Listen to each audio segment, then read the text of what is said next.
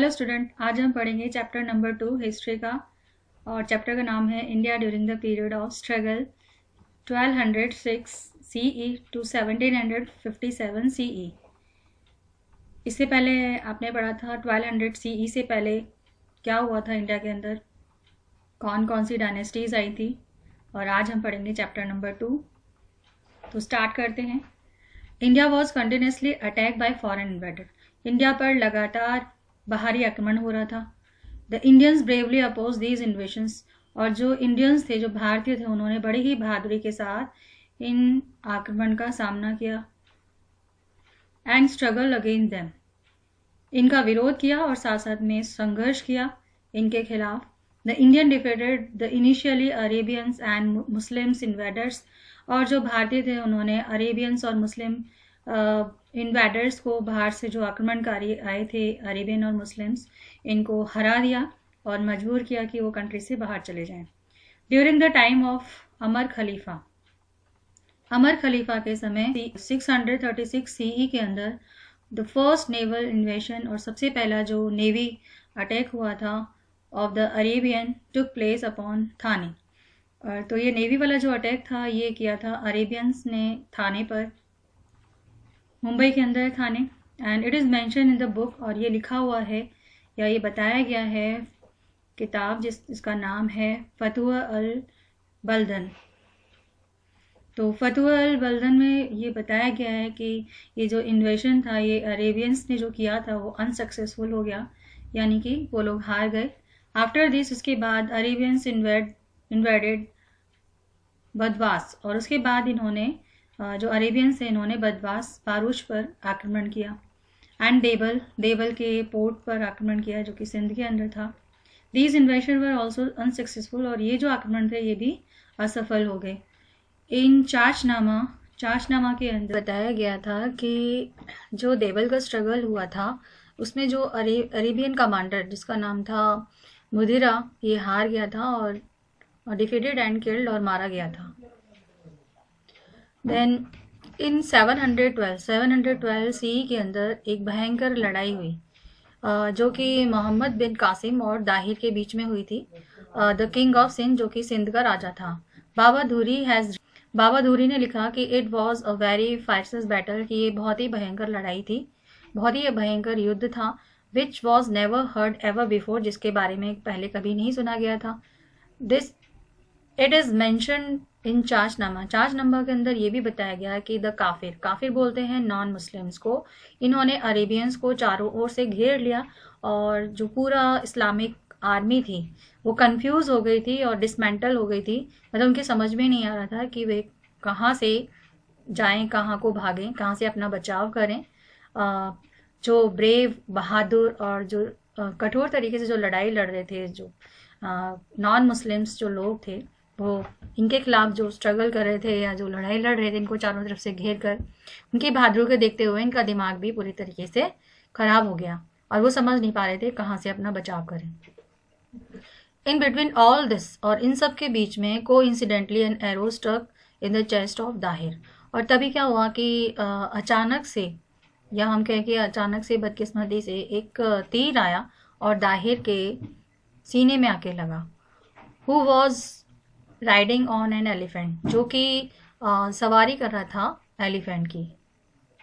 The king died, और जो दाहिर था उसके जब एरो लगा, जब उसके तीर लगा, तो उससे दाहिर की मौत हो गई।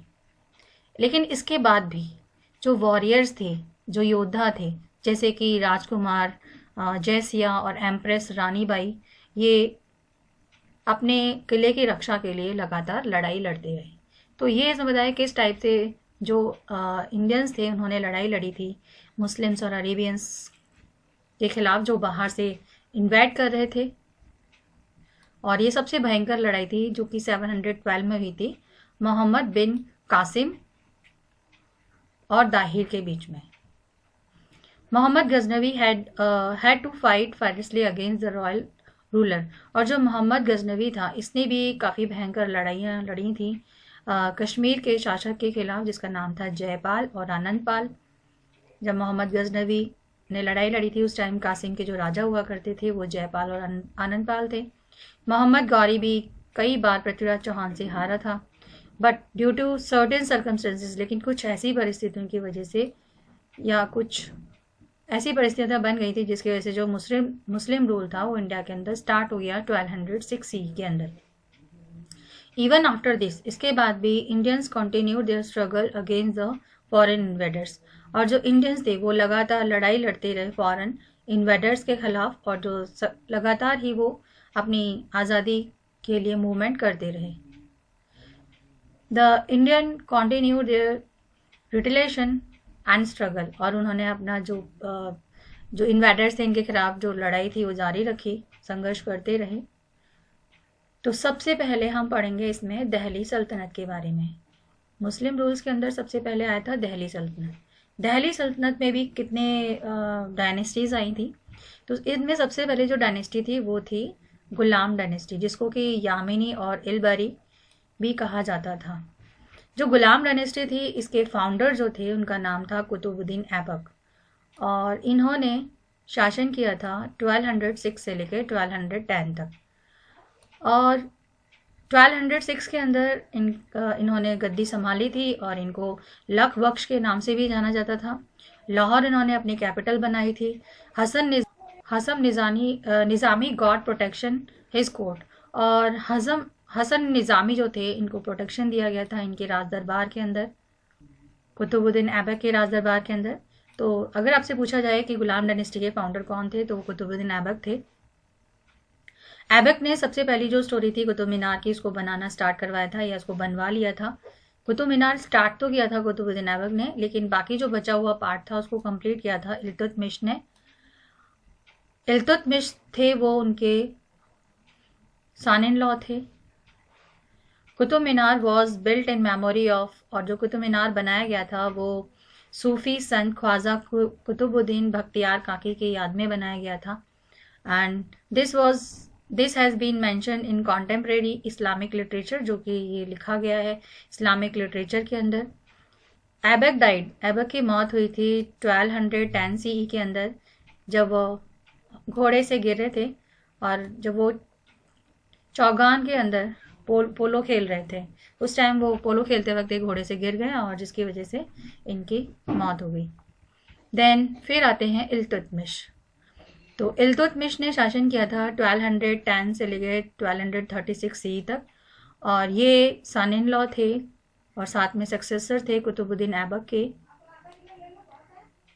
ही can be called as actual organisers, और इनको एक्चुअल ऑर्गेनाइजर्स ऑफ मुस्लिम कहा जाता है, कि मतलब एक्चुअल में इन्होंने ही मुस्लिम्स को ऑर्गेनाइज किया था या मुस्लिम एम्पायर को ऑर्गेनाइज किया था।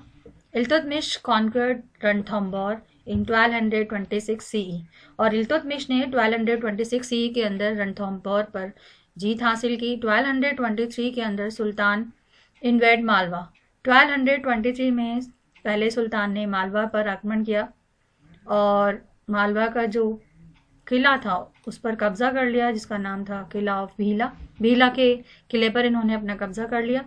And he had also occupied Gwalior, फिर इन्होंने ग्वालियर और जालोर पर कब्जा कर लिया by not providing assistance to Khwarizm Shah son के बेटे की तरफ से, जिसका नाम था मंगबरनी, इन्होंने हेल्प नहीं की थी। Iltutmish avoid enmity with Mongol Genghis, तो इसी वजह से जो इल्तुतमिश थे उन्होंने मंगोल के जो राजा थे चंगेज खान, तो इनको अवॉइड किया, इनसे दुश्मनी लेना अवॉइड किया। देन इल्तुतमिश के बाद आते हैं रजिया सुल्तान। रजिया सुल्तान ने 1236 CE से लेकर 1240 तक शासन किया था, 4 साल तक। ये पहली मुस्लिम रूलर थी, सबसे फर्स्ट, कि पहले कोई भी मुस्लिम में वुमेन रूलर नहीं हुआ करती थी। रजिया सुल्तान सबसे फर्स्ट थी। After assassination of Ruknuddin Firoz Shah के मरने के बाद इल्तुतमिश की बेटी रजिया सुल्तान बनी। रुकुद्दीन फिरोज शाह ये इनके बड़े भाई थे, तो पहले इल्तुतमिश के बाद इनके बेटे बने थे। दैन जो इल्तुतमिश की बेटी थी रजिया, ये सुल्तान बनी। इल्तुतमिश ने रजिया को ही अपना सक्सेसर चुना था। The Turkish aristocrats oppose Razia, लेकिन जो तुर्किश एरिस्टोक्रेट्स थे यानी कि जो ऊंचे पदों पर काम करने वाले जो लोग थे, नॉबल्स थे, वो रजिया का विरोध कर रहे थे। उसका कारण ये था क्योंकि मुस्लिम्स के अंदर जो औरतें थी उनको पर्दे में रखा जाता था, और जो रजिया थी वो पर्दा नहीं पहनती थी, यानी कि वो घूंघट वगैरह नहीं रखती थी। Razia discontinue wearing well, well means पर्दा, एंड शी, और वो है ना कूबा, कूबा बोलते हैं कोट को, और कुला कैप, मतलब जैसे आदमी कपड़े पहनते थे वैसे ही कोट और कैप लगा के घूमती थी। And she appointed Abyssinian name Malik Jamaluddin Yaqut. उन्होंने एक अबेसियन जिसका नाम था मलिक जमालुद्दीन याकुट, उसको एज ए आमिर अखुर, इसको हम बोलते हैं सुप्रिटेंडेंट ऑफ रॉयल स्टेबल, यानी कि जो अस्तबल होता है घोड़ों का अस्तबल, उसका सुप्रिटेंडेंट बना दिया था। तो ये कुछ कारण थे जिसकी वजह से जो नॉवेल्स थे वो उनको पसंद नहीं करते थे, और किसी औरत के सामने झुकना उनको पसंद नहीं था। Due to which the Turkish aristocrats the Turkish aristocrat became annoyed, और इससे जो तुर्किश एरिस्टोक्रेट थे वो गुस्से में आ गए।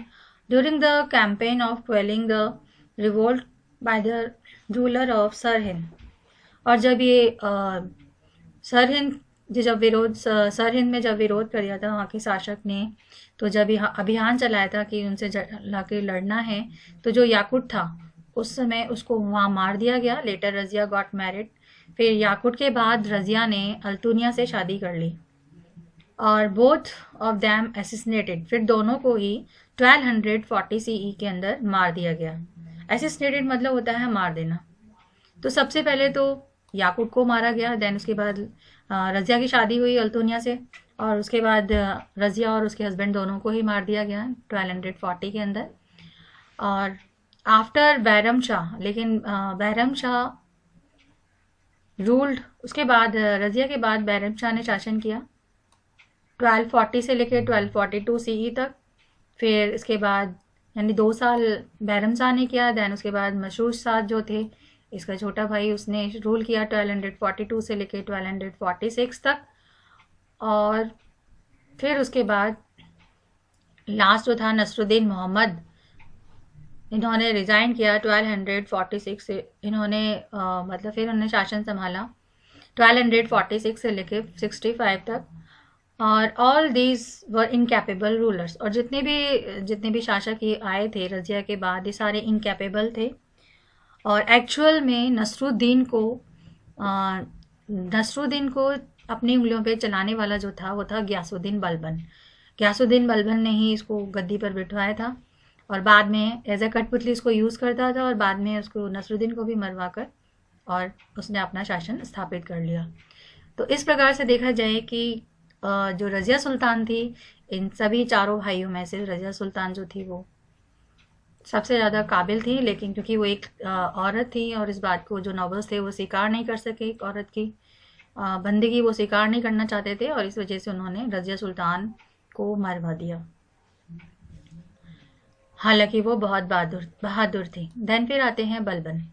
1265 सीई से लेकर 1286 सीई तक इन्होंने शासन किया। ये सारे गुलाम वंश के अंदर आ रहे हैं, बलबन भी एक तरह से इनके अंदर ही था। उलग खान बलबन का असली नाम था। Ulugh Khan belong to famous band, जो तुर्किश स्लेव्स का जो फेमस बैंड था, जो कि इल्तुतमिश ने बनाया था, जिसको कि हम चाहल गनी कहा जाता है, इनको चाहल गनी। 40 लोगों का ये बैंड था, और इसके अंदर जो इल्तुतमिश था, इल्तुतमिश के 40 लोगों के जो बैंड में एक था उलग खान, जिसे बलबन कहा जाता है। तो ये भी एक तरह से स्लेव था, तो ये स्लेव वंश के अंदर ही आ रहा है ये, तो यानी उसके अंडर में काम करता था, इल्तुतमिश के अंडर में, और धीरे धीरे करके उसने गद्दी को हथिया लिया। ही असेंडेड द थ्रोन, और जो बलबन था ये गद्दी पर बैठा 1265 सीई के अंदर। And he restructured military department, और इन्होंने एक मिलिट्री डिपार्टमेंट को रिस्ट्रक्चर किया, उसको दोबारा से बनाया, जिसको नाम दिया दीवाने अरज। डिपार्टमेंट नेम दीवाने अरज टू कन्फ्रंट द मुगलियन, जिससे कि ये जो मंगोलियंस हैं उनका सामना कर सके। ही स्टार्टेड प्रैक्टिस ऑफ सिजदा, और इन्होंने सिजदा और पैबोस की जो प्रैक्टिस थी वो स्टार्ट करवा दी। मतलब सबको सिजदा करना पड़ता था, पैबोस करना पड़ता था। सिजदा मतलब होता है, सिजदा है पैबोस में मतलब होता है, सिजदा मतलब झुककर सलाम करना, पैबोस मतलब होता है कि जो राजा होता है उसके सामने झुककर और उसके जो राजा के जो पैर होते हैं उसको चूमना होता है, उसको पैबोस कहा जाता है। इन द रॉयल कोर्ट, राज दरबार के अंदर, Balban is counted among the major builder of administrative structure, और बलबन को काउंट किया जाता है मेजर बिल्डर्स के अंदर जिन्होंने की एडमिनिस्ट्रेटिव स्ट्रक्चर बनाया था दिल्ली सल्तनत का। और साथ ही साथ में जो बलबन था उसने पॉलिसी अपना रखी थी ब्लड एंड आयरन की, अगेंस्ट हिज एनिमी, अपने एनिमी के खिलाफ। आपसे क्वेश्चन पूछा जा सकता है ब्लड एंड आयरन क्या था और ये जो पॉलिसी थी इसको किसने अडेप्ट किया था। तो ब्लड एंड आयरन की जो पॉलिसी थी वो बलबन ने की थी। और इसके अंदर क्या होता था कि जैसे जो कहीं पर अगर लड़ने जाते हैं तो अगर वहाँ के जो आदमी अगर वो हार जाते हैं तो उनके औरतें और बच्चों को गुलाम बना लिया जाता था। तो यानी आदमियों को तो मार देते थे और बच्चों और औरतें थी उनको गुलाम बना लिया जाता था। After the death of Balban, Balban के मरने के बाद, बलबन की मौत हुई थी 1286 ईस्वी के अंदर, और इनके मरने के बाद बहुत सारे स्ट्रगल्स थे, अलग अलग ग्रुप्स ऑफ एरिस्टोक्रेट्स के ये बढ़ने लगे। इन्होंने एक ब्लडी फॉर्म ले लिया, ब्लडी मतलब खूनी रूप ले लिया था। जलालुद्दीन खिलजी असिस्नेटेड क्यूमर, जो जलालुद्दीन खिलजी थे इन्होंने क्यूमर को मार दिया 1290 के अंदर, 1219 CE, and declared himself as sultan, और उसको अपने आप को सुल्तान डिक्लेयर कर दिया। Ruling principle of Balban has been quite famous, और जो बलबन का शासन करने का जो सिद्धांत था वो बहुत ही ज़्यादा फेमस हो गया था। बलबन ऐसा मानता था कि जो राजा है वो गॉड का रिप्रेजेंटेटिव है, प्रतिनिधि है अर्थ पर।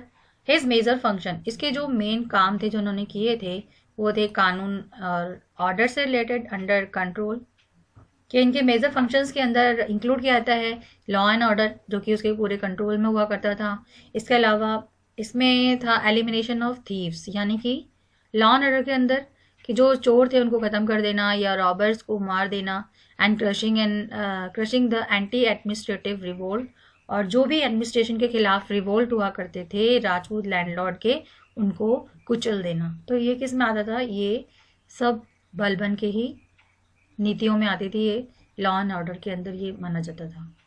तो आपने बलबन के अंदर क्या क्या पढ़ा था कि इन्होंने blood and iron and blood वाली पॉलिसी को अपनाया, इन्होंने सिजदा एंड पेबोस को अपनाया। इसके अलावा ये मानते थे कि जो राजा है वो गॉड है, रिप्रेजेंटेटिव का गॉड का रिप्रेजेंटेटिव है अर्थ पर। और इन्होंने बहुत सारे काम किए थे जिनके अंदर के लॉ एंड ऑर्डर को मेंटेन करना, और इसमें उन्होंने थीव्स और रॉबर्स को मरवा दिया, एलिमिनेट कर दिया, और साथ में जो भी एंटी एडमिनिस्ट्रेटिव रिवोल्ट हुआ करते थे राजपूत लैंडलॉर्ड के, उनको ख़त्म करवा दिया या उनको कुचल दिया। तो ये इन्होंने मैप दे रखा है, मैप के अंदर ये जो एरिया शो कर रहे हैं वो गुलाम डायनेस्टी का है। यहाँ इतना जो एरिया है ये गुलाम डायनेस्टी के अंदर आ जाता था। यहाँ पे राजपूत हैं, चंदेलास, काकतियास और यादव। तो नॉर्थ वाला हिस्सा, मोस्टली नॉर्थ और ईस्टर्न वाला जो कुछ हिस्सा है वो आपका गुलाम डायनेस्टी में आता था। देन फिर आती है खिलजी डायनेस्टी या एम्पायर। 1290 से लेकर 1320 सी तक इनका शासन था। और खिलजी डायनेस्टी के जो संस्थापक थे या हम कहें फाउंडर जो थे वो थे जलालुद्दीन फिरोज खिलजी। ये फर्स्ट रूलर थे खिलजी डायनेस्टी के। इनकी जो उम्र थी 70 ईयर ओल्ड थी। और इनका नेफ्यू मतलब होता है भतीजा, और सन इन लॉ भतीजा भी था, और साथ में इनकी बेटी का पति भी था, यानी इनका दामाद भी था, Alauddin deceived and assassinated him. तो इन्होंने क्या किया, अलाउद्दीन ने उसके खिलाफ गद्दारी करी और जलालुद्दीन खिलजी को मरवा दिया या मार दिया, एंड बिकेम सुल्तान, और राजा बन गया। तो अलाउद्दीन खिलजी ने क्या करा कि जलालुद्दीन को मार दिया और खुद राजा बन गया। In 20 year of his rule, अपने 20 साल के शासन के अंदर, Alauddin is remembered for some reforms. इनको कुछ रिफॉर्म के लिए जाना जाता है। रिफॉर्म मतलब सुधार। He got himself mention as the second Alexander. इन्होंने अपने आप को सेकेंड अलेक्जेंडर बताया और उसके लिए उन्होंने कुछ कॉइन्स को इशू किया था जिसमें उनको सेकेंड अलेक्जेंडर बताया गया। Kashmir and Bengal were not include in his empire. और कश्मीर और बंगाल जो थे वो इनके एम्पायर के अंदर इंक्लूड नहीं थे। ही carried out a military campaign. और इन्होंने मिलिट्री कैंपेन चलाया बघेला राजपूत के खिलाफ, जिनका नाम था बघेला राजपूत राय करनदेव ऑफ गुजरात। तो इन्होंने एक मिलिट्री अभियान चलाया, सैनिक अभियान चलाया बघेला राजपूत, जिनका नाम था करनदेव, जो कि गुजरात के राजा हुआ करते थे। अलाउद्दीन इन्वेड रणथंबोर। अलाउद्दीन ने क्या करा कि रणथंबोर पर आक्रमण कर दिया 1301 सी के अंदर। बहुत अच्छी कहानी है ये। एंड चित्तौड़ के ऊपर इन्होंने आक्रमण किया 1303 के अंदर और उसको लूटा। ड्यूरिंग हिज गुजरात कैंपेन, जब ये गुजरात से रिलेटेड जब उन्होंने मिलिट्री अभियान चलाया था तो उस समय इन्होंने बहुत सारी संपत्ति और साथ साथ में इन्होंने पाई थी और साथ ही में इन्होंने ही गॉट असिस्टेंस। और इनको ये सब करने के लिए जो मदद की थी वो की थी मलिक काफूर ने। तो मलिक काफूर ने क्या किया था, इसने गद्दारी की थी और गद्दारी करके गुजरात को हरवा दिया था, गुजरात को। और जो अलाउद्दीन था उसको बहुत सारी संपत्ति और साथ दिलवाई थी। तो एक तरह से जो भी कुछ हुआ था गुजरात के अंदर, जो जीत थी वो मलिक काफूर की वजह से हुई थी। और जो मलिक काफूर था ये मुस्लिम में कन्वर्ट हुआ था, पहले ही हिंदू था लेकिन मुस्लिम में कन्वर्ट हो गया था Malik Kafur. With the help of Kafur की मदद से अलाउद्दीन को एंटर साउथ इंडिया। काफूर की मदद से ही अलाउद्दीन साउथ इंडिया के अंदर एंटर किया। मलिक काफूर इन्वेड देवगिरी। मलिक काफूर ने देवगिरी पर आक्रमण किया, Hoysala region, Pandya region. According to Amir Khusro Kafur, Amir Khusro के अकॉर्डिंग जो काफूर था वो रामेश्वर तक पहुंच गया था, मतलब यहाँ तक इन्होंने जीत हासिल कर ली थी। Revenue system was restructure. जो रेवेन्यू सिस्टम था उसको दोबारा से बनाया गया अलाउद्दीन के शासनकाल के अंदर। तो अगर आपसे रेवेन्यू सिस्टम पूछा जाता है तो उसमें ये कि उन्होंने 4 ऑर्डर्स निकाले। तो रेवेन्यू सिस्टम को इन्होंने रिस्ट्रक्चर किया, दोबारा से इसको स्ट्रक्चर किया गया। इन्होंने 4 ऑर्डर्स निकाले टू कंट्रोल रिवोल्ट को कंट्रोल करने के लिए। तो क्या थे वो 4 ऑर्डर? सबसे पहला था अनेक्सिंग द प्रॉपर्टी ऑफ एरिस्टोक्रेट्स। जितने भी पैसे वाले जो लोग हैं, रिच पीपल हैं, उनकी प्रॉपर्टी को मिला लेना, अनेक्स कर लेना। And increasing the revenue by transforming barren into fertile land. और जो रेवेन्यू है उसको बढ़ाना, कैसे बढ़ाना? जो बैरन लैंड है उसको फर्टाइल लैंड के अंदर कन्वर्ट करके। साथ में इन्होंने अल्कोहल पे बैन लगा दिया था दिल्ली के अंदर। And formation of intelligent system, और साथ में इन्होंने इंटेलिजेंस सिस्टम का फॉर्मेशन किया था। और and banning the mutual get together of aristocrats. और साथ में इन्होंने बैन लगाया कि जो एरिस्टोक्रेट्स है वो आपस में नहीं मिलेंगे, मिलने पर इनके बैन लगा दिया गया। ही अप्रूव द रेन ऑफ खलीफा। और इन्होंने जो खलीफा का शासनकाल था उसको अप्रूव किया। And entitle himself. और इन्होंने अपने आप को टाइटल दिया यामिन उल खिलाफत नसीरी अमीरुल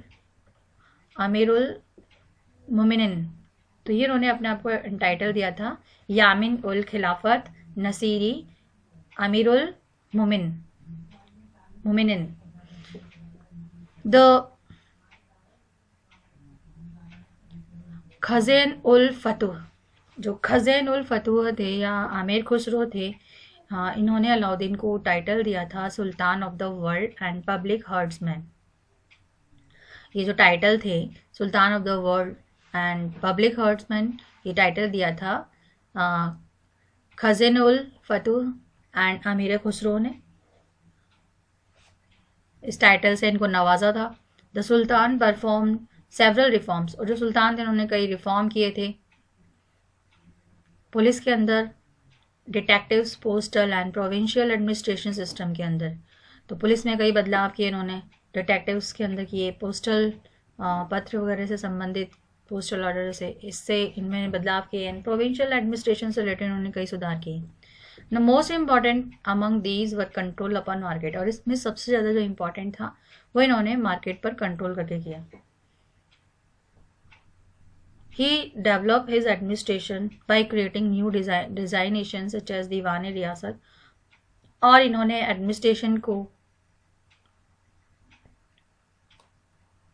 क्रिएट किया नई डिजाइनेशन से, जैसे कि दीवाने रियासत जिसे कि मार्केट कंट्रोलर कहा जाता था, एंड शहाना और मार्केट इंस्पेक्टर कहा जाता था, या दंड अधिकारी भी बोल सकते हैं इसमें, शहाना और दंड अधिकारी, मार्केट इंस्पेक्टर, एंड मुहत्सिब इसको बोलते थे, protector of the common people and inspector of weight and measurements, तो उसको मुहत्सिब कहा जाता था, एंड बारिड ए मुमलिक, और बारिड ए मुमलिक को बोलते थे हम जासूस, स्पाई ऑफिसर्स, इनको बारिड ए मुमलिक कहा जाता था। तो ये नाम है अलग अलग, इनमें से अगर आपको पूछ दिया कि ये किसको कहते हैं, बारिड ए मुमलिक किससे कहा जाता था, कौन होते थे, तो ये आपको बताना है। तो ये इससे रिलेटेड क्वेश्चन पूछे जाते हैं। ये खिलजी डायनेस्टी के बारे में बता रहे। ही मेड इकोनॉमिक, और इन्होंने इकोनॉमिक रिफॉर्म्स किए to maintain the massive army, जिससे कि जो बहुत बड़ी आर्मी है उसको मेंटेन की जा सके। He ensured bargaining and ban black marketing, तो ये इन्होंने कुछ रिफॉर्म्स किए थे अर्थव्यवस्था से संबंधित, जिसके अंदर उन्होंने इकोनॉमिक सुधार किए, जैसे कि जो मासिव आर्मी है उसको मेंटेन किया जा सके। मासिव आर्मी मतलब बहुत बड़ी जो आर्मी है उनका रख रखाव किया जा सके। एंड ही एंश्योर, साथ में इन्होंने ये एंश्योर किया कि बार्गेनिंग है या जो ब्लैक मार्केटिंग है और जो प्रॉफिटेरिंग है, प्रॉफिट कमाने के लिए जो काम किया जाता है उस पर रोक लगाई जाए। एंड सराय दल एक मार्केट था, was a market of local imports, ये लोकल का था, साथ में इम्पोर्टेड गुड्स का, जिसको कि सराय दल कहा जाता था। Alauddin was first ruler who paid salaries his soldier in cash. ये क्वेश्चन आपका बनता है कि अलाउद्दीन ऐसा कौन सा राजा था, ऐसा कौन सा रूलर था जिसने अपने सोल्जर्स को कैश में पैसा देना स्टार्ट किया था। तो ये सबसे पहला रूलर था अलाउद्दीन, जिसने कि अपने सोल्जर्स को कैश में पेमेंट देना शुरू किया था, सैलरी देना शुरू किया था। इन 1303 सी के अंदर अलाउद्दीन ने एक अलाई फोर्ट कोसियासिरी, ये कुशरी के अंदर वहाँ पे इन्होंने बनाया था कोसियासिरी, जिसे कि कुशरी कहा जाता है, विच कंटेन 7 गेट्स। और अलाउद्दीन ये अलाई फोर्ट जो है इसके अंदर 7 दरवाजे थे, इसको बनवाया था। And he died after the death of Alauddin, Alauddin के मरने के बाद इनका जो बेटा है जिसका नाम था कुतुबुद्दीन मुबारक खिलजी, ये राजा बना। And he discontinue all the rigid order of his father, इसके फादर ने, तो जो मुबारक खिलजी था, कुतुबुद्दीन मुबारक खिलजी जो था, जब ये राजा बना तो इसने अलाउद्दीन के जितने भी ऑर्डर थे, जो कठोर ऑर्डर थे, उसको उन्होंने ख़त्म कर दिया, डिसकंटिन्यू कर दिया, और अपने आप को खलीफा डिक्लेयर कर दिया। एंड गेन, और अपने आप को टाइटल दिया उल वसिक बिल्ला। आफ्टर हिज असैसिनेशन, और उसके मरने के बाद, नसरुद्दीन खुसरो शाह, इसको मारा, यानी कि जो कुतुबुद्दीन मुबारक खिलजी थे इनको भी मार दिया गया, और उसके बाद बने नसरुद्दीन खुसरो शाह, ये सुल्तान बने, और he was the last ruler, और ये लास्ट रूलर थे अपनी खिलजी डायनेस्टी के। तो अगर आपसे पूछा जाए कि लास्ट रूलर कौन थे खिलजी डायनेस्टी के, नसरुद्दीन शाह थे, नसरुद्दीन खुसरो होता है। देन फिर आता है आपका तुगलक डायनेस्टी। तुगलक डायनेस्टी के बारे में मैं आपको नेक्स्ट वीडियो के अंदर बताऊंगी। तब तक जो मैंने आज आपको पढ़ाया है उसको आपको पढ़ना है, और अगर कोई चीज़ नहीं समझ में आती है तो वो आपको मुझसे पूछना है। Okay, bye, have a nice day.